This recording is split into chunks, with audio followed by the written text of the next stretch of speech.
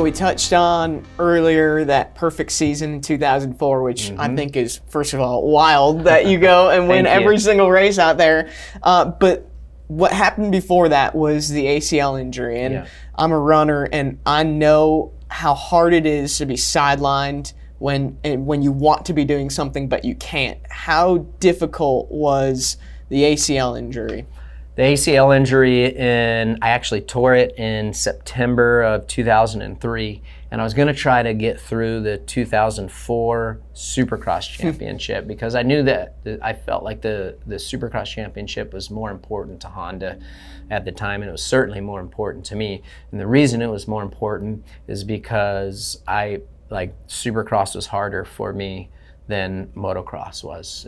It always was. I had to focus a lot more. I had to work at it a lot more. In motocross, you didn't have to rely on talent as much as Supercross. You can rely on a little more natural talent rather than outdoor motocross. The harder you work, the better you do. And so it was tough. It was tough from that perspective of I wanted to go out there. I wanted to go out there and compete. I wanted to go out there and win. And 2003 Supercross Championship didn't go as well as I wanted to, so I felt like I had a point to prove. So it was tough, but looking back on it, I feel taking off that Supercross Championship prolonged my career a few years, just from the mental burnout stage. I mean, you got to think and this leads me into something else, is racing motocross and winning races and winning championships was something that was always expected of me. So when you win, they're like, oh man, great job, but that's what you're supposed to do. So I'm super pumped and really excited and proud of what I accomplished and all my accolades in motocross and supercross, but I would have rather, I shouldn't say I would have rathered, but I felt like I wanted to do great things on the four-wheel side because it was something that was never expected of me. Motocross and supercross, I was always expected to perform at the highest level. And if I didn't, then I underperformed. When I did perform at the highest level and I did win races and I did win championships, it's like, okay, well, that's what you're supposed to do. You didn't do anything. I didn't do anything that I wasn't supposed to do. And so looking back, I wish it would have been cool to have a feeling of, holy crap, you did this and you weren't even expected to do that. Yeah. I wouldn't say that it's sad, but it's a different experience, if that makes sense. What is sad? I would say it's I shouldn't say that it's sad, but it's not sad of looking back on your career and being like, I know I did special things, but I don't know if I have that feeling that I did special things because it was expected of me to do what I did. So I'm like, you might look at me and be like, holy crap, that's unbelievable of what you accomplished. It must be the best feeling. And I look at you and I tell you, well, yeah, I mean, that's great what I did, but that's what I was supposed to do. It wasn't like, holy shit, I can't believe you did that. I couldn't tell you what that experience is like because I've never accomplished something that I wasn't supposed to accomplish. Makes sense? Yeah. It's like it's out there, but no, I see where you're coming from that perspective of, at least in my mind, you work so hard for something, of course the results should yield. Yeah.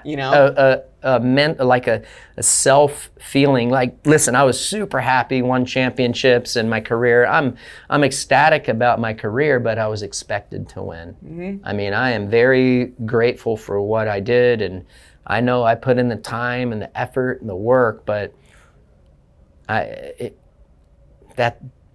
only did what I was supposed to do. It's not like I went out and did something that wasn't expected of me. And that's where I'm like, man, I wanted to make it so bad in four wheels just for the fact that it was never expected of me.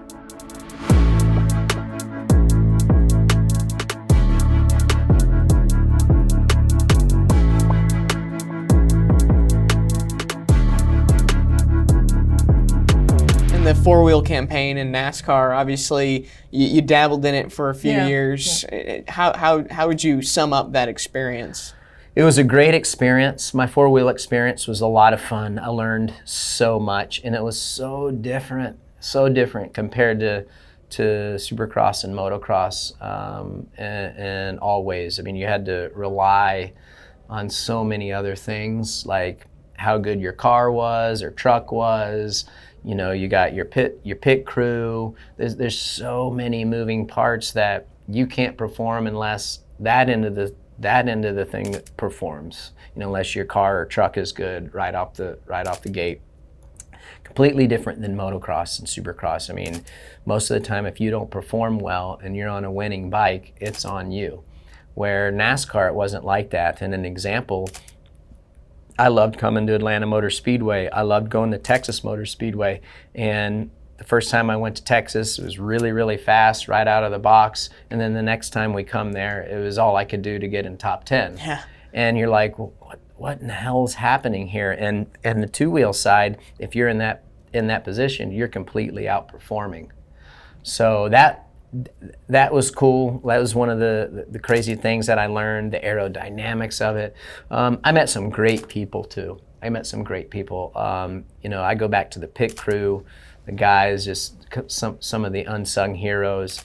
But it was a fun experience. It was really cool to see just how many people were there to help me and give me advice along the way, from the top drivers. I mean, not mentioning any names, but yeah, I mean, it's just, they were so willing to help.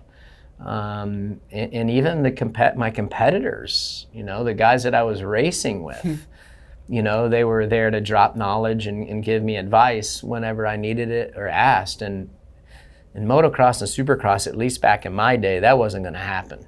It just wasn't going to happen. You know, it's such an individual sport. Yeah. Compared to four wheels, where yes, it is an individual sport. NASCAR is, but at the same time, there's so many more things happening that you need to rely on.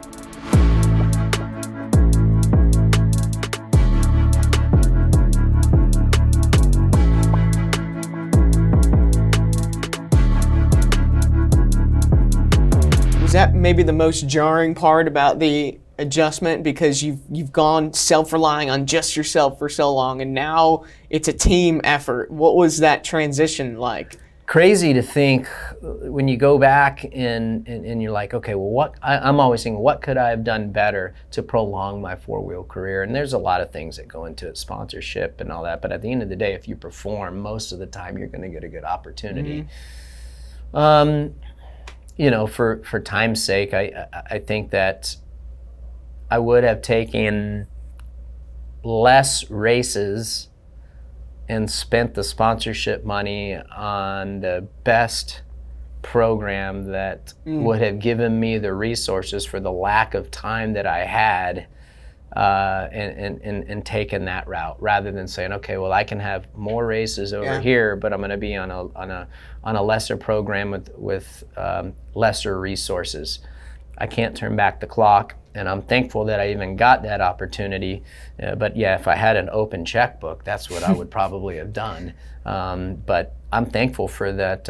I'm thankful for the opportunity that I got in the four-wheel side, and I had some great moments. You know, for me, when you think about the lack of time and practice that I had, I came up in a pretty tough time in NASCAR. You know, you couldn't test, which was crazy to me, because you think about motocross and supercross, and you know, the harder you work, the better you do, and like, you know, how I made my bread and butter was outworking everyone. Well, I couldn't really do that. Like, I couldn't just go out and cut laps in NASCAR, because there's like no testing policy, or you couldn't get tires or whatever that might be. So it was hard for me to go outwork people on the track and go cut more laps than everyone, just because, yeah, the rules and regulations wouldn't allow for it. So it is what it is. But at the end of the day, it was really fun, and I still feel like I have unfinished business there. But I'm thankful for that opportunity, and I still talk to a lot of guys still to this day in that world. Unfinished business. Would you ever go back for a one-off? Yeah, 1,000 wild horses couldn't keep me away. I'd love that opportunity. It is probably far-fetched, but at the same time, if I ever got the opportunity at the right place, the right time, of course I would. I'd be crazy not to.